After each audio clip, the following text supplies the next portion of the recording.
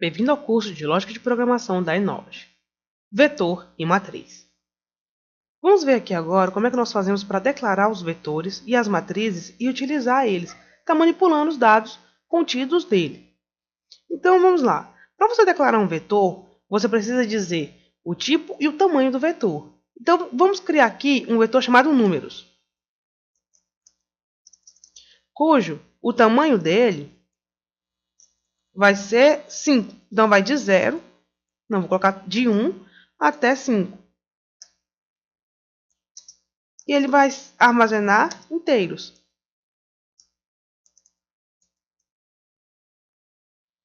Observa que vetor é uma palavra reservada da linguagem Portugal. E o D também.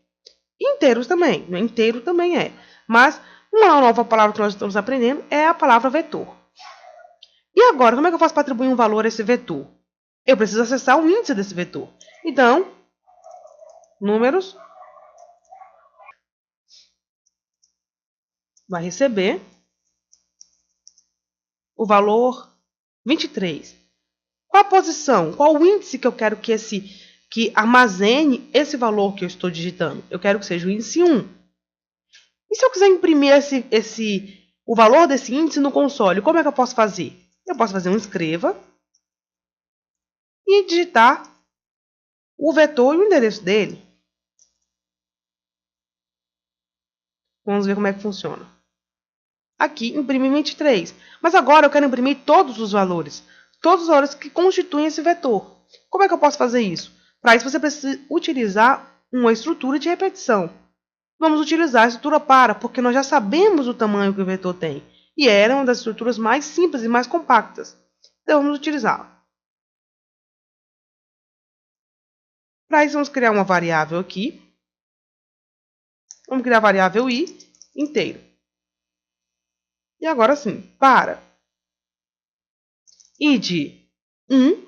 Por que 1? Porque nosso vetor começou com 1. Se tivesse começado aqui com 0, seria 0 aqui. Mas como começou com 1, vai ser 1. Para i de 1 até 5, passo 1, que é o incremento, ou seja, eu quero que ele seja somado de 1 em 1. Então, o passo 1, faça, sim, para. E aqui eu quero que você escreva o meu vetor.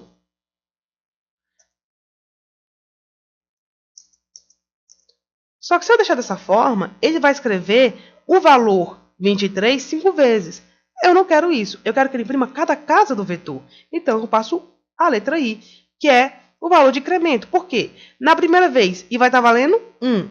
Depois, I vai estar valendo 2. Então, ele vai escrever números na posição 2. Depois, I vai estar valendo 3. Ele vai escrever números na posição 3. Vamos ver se funciona?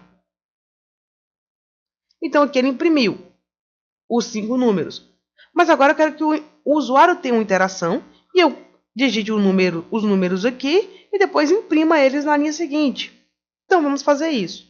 Aqui dentro do nosso próprio laço de repetição, então aqui vamos escrever uma frase para o usuário saber o que nós queremos que ele faça. Então, escreva. Digite um número a ser impresso. E aqui, vamos ler esse número. Leia num. E vamos criar essa variável num aqui. Agora que eu criei a variável num, vamos apenas atribuir o valor ao nosso vetor. Então, números na posição i, porque nós teremos aí, queremos acrescentar em todas as posições, o valor digitado, que é num. Pronto. Então, essa é uma estrutura de repetição que nós estamos adicionando os valores. Agora, vamos criar uma para a gente imprimir o valor. Então, aqui a gente dá um Ctrl G para identar o código. E aqui a gente pode apagar essas duas linhas. E aqui nós vamos colocar o que a gente já aprendeu, que é a impressão aí desse número.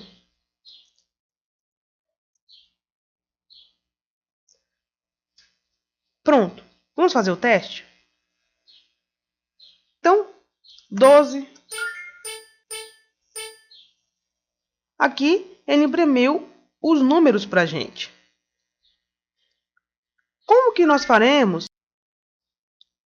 Mas, e as matrizes? Como elas funcionam? Elas funcionam de forma bem similar aos vetores. Então, vamos apagar aqui essa questão desse vetor e vamos criar aqui uma matriz.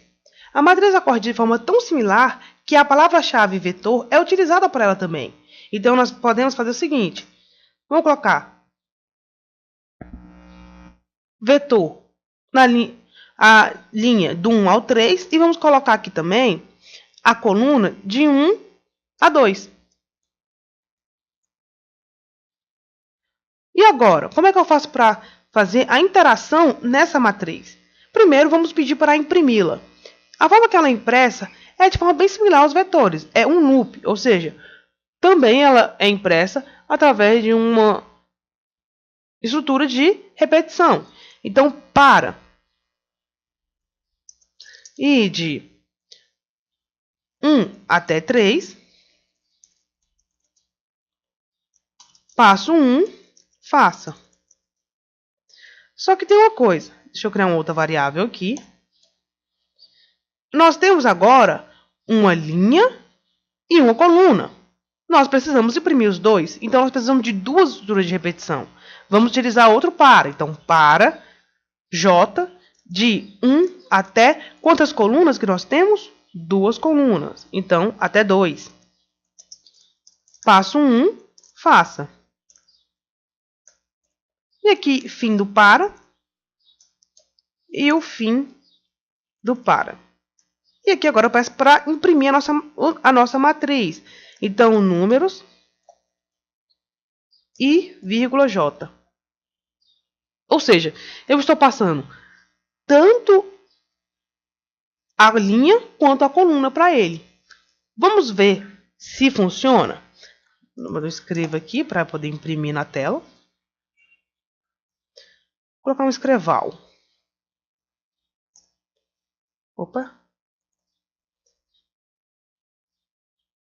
Então, ele imprimiu aqui tanto os números quanto tanto as linhas quanto as colunas. Mas dessa forma fica difícil para vocês visualizarem as dimensões. Deixa eu desenhar esse array melhor um pouco. Então, eu vou colocar aqui o escreva mesmo. E aqui eu vou pedir para pular uma linha. Então, escreval. Porque vocês vão entender melhor como funciona. Tá vendo? Então, nós temos aqui 3 linhas e 2 colunas. Pois bem, vamos ver melhor agora como é que nós vamos fazer para estar colocando dados dentro dessa matriz. Então, vamos fazer o mesmo exemplo que nós fizemos com a questão do vetor, para vocês verem como é de forma bem semelhante. Então, vamos copiar isso aqui.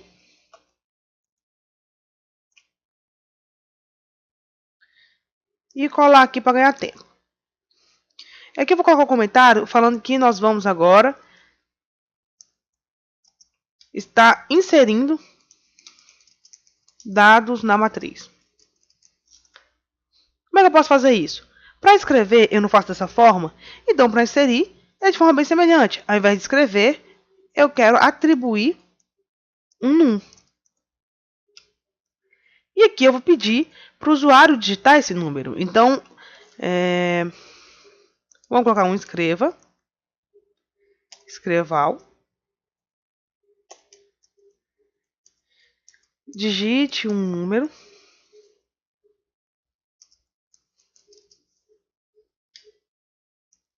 Para ser impresso.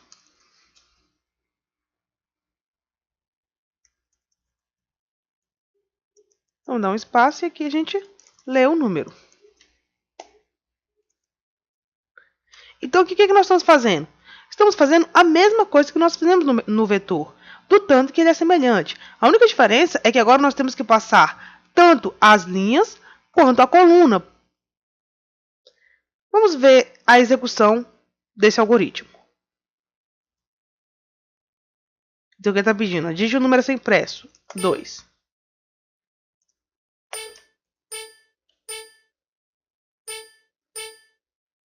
Então aqui ele imprimiu. Observem, ele pediu aqui 6 números. E aqui estão impressos os 6 números, na ordem que nós digitamos. Então aqui, a linha 1, coluna 1. Linha 1, coluna 2. Linha 1, linha 2, coluna 1. E linha 2, coluna 2. E assim sucessivamente. Então, se eu quisesse atribuir manualmente, bastava eu digitar aqui os dados, a posição dos índices dessa matriz e os números estariam sendo impressos como foi aqui. Então, essa foi a nossa aula sobre as matrizes e os vetores e até a próxima aula.